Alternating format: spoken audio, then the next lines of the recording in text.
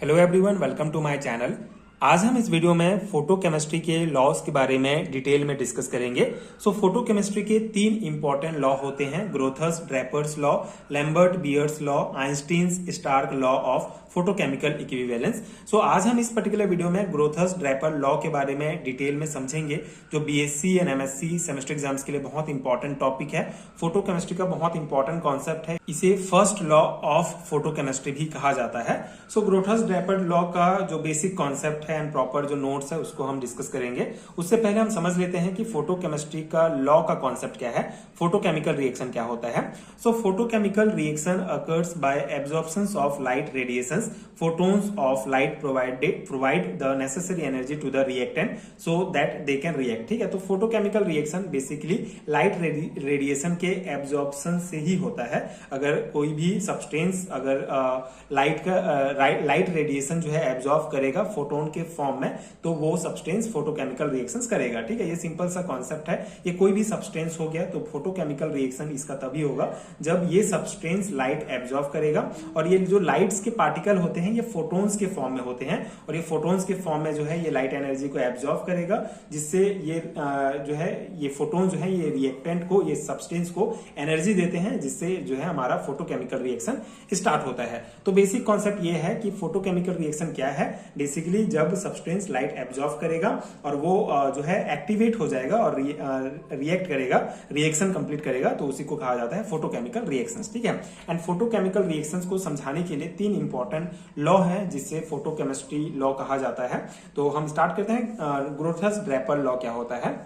In 1817, T.V. Grothus and in 1841, J.W. Draper provided a law which express relation between absorbed light and chemical changes। ठीक है, तो सन 1817 में TV ग्रोथस ने सबसे पहले ये लॉ दिया था। उसके बाद 1841 में जो है J.W. ड्रैपर ने जो है ये लॉ को और मॉडिफाई किया था। तो दोनों के नाम पर ही इस लॉ का नाम पड़ा है ग्रोथस Draper law.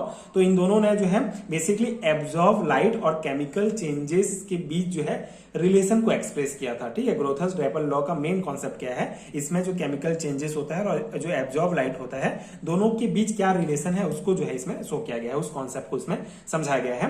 According to this law, it is only absorb light radiations that are effective in producing a chemical reaction. ठीक है, ये इंपॉर्टेंट पॉइंट है, यही मेन है इस थ्योरी का, इस लॉ का। तो it is only absorb light radiation that are effective in producing a chemical reactions. ठीक है, इसका मतलब यह है कि सिर्फ वही लाइट, ठीक है, सिर्फ वही लाइट इफेक्टिव होती है जो एब्जॉर्ब होती है। मतलब अगर लाइट रिफ्लेक्ट हो गई या पास हो गई तो रिएक्शन नहीं होगा। ठीक है, मतलब सिर्फ एब्जॉर्ब लाइट ही केमिकल चेंज करवाती है। इसका कॉन्सेप्ट क्या है, देखिए, ये हमारा कोई भी सब्सटेंस हो गया, इसमें हम अगर ये लाइट इसमें डाल रहे हैं तो जो अगर यहाँ पे जो लाइट, ठीक है, ये जो लाइट फोटोन के फॉर्म में यहाँ पे टकराएगा इस सब्सटेंस से, तो जो लाइट एब्जॉर्ब होगा, ठीक है, जो लाइट एब्जॉर्ब होता है वही जो है केमिकल रिएक्शंस में, केमिकल चेंजेस में पार्टिसिपेट करेगा। बाकी ऐसा कोई लाइट जो रिफ्लेक्ट हो गया या फिर मतलब एब्जॉर्ब नहीं हुआ, वो जो है इस फोटोकेमिकल रिएक्शन में पार्टिसिपेट नहीं करेगा। तो उसी को कहा जाता है ग्रोथर्स ड्रैपर लॉ। ठीक है, यही मेन कॉन्सेप्ट है, एब्जॉर्ब लाइट और केमिकल चेंजेस, मतलब जो लाइट एब्जॉर्ब हुआ वही केमिकल चेंजेस में इफेक्टिव होगा, वही केमिकल चेंजेस में पार्टिसिपेट करेगा। यही इस लॉ का मेन कॉन्सेप्ट है। ठीक है, this is only a qualitative law and does not give any relationship between the amount of light absorbed and amount of chemical change produce. This law is also called a first law of photochemistry. ठीक है, तो यहाँ पे concept क्या है कि ये जो लॉ है, this is only a qualitative law, मतलब कि ये बस ये बताता है कि रिएक्शन कब होगा, ये नहीं बताता है कि रिएक्शन कितना होगा। ठीक है, एंड ये कोई भी जो है does not give any relationship between amount of light absorb and amount of chemical change. ठीक है, कितने अमाउंट में एब्जॉर्ब हुआ, कितने अमाउंट में केमिकल चेंज हुआ, ये सब नहीं बताता है, ये सिर्फ ये बताता है कि रिएक्शन कब होगा। ठीक है, and this is also called a first law of photochemistry. Photochemistry का फर्स्ट लॉ इसे कहा जाता है। इसका एक इंपॉर्टेंट फॉर्मूला है जो आपको ध्यान रखना है, I absorb equal to I0 minus IT। ठीक है, इसका मतलब ये कि जैसे I0 हमारा रिप्रेजेंट करता है इंटेंसिटी ऑफ एंटर्ड लाइट। ठीक है, तो ये जो I0 है क्या कर रहा है कि जो जो लाइट एंटर्ड हो रहा है उसका इंटेंसिटी क्या होता है उसको रिप्रेजेंट करता है।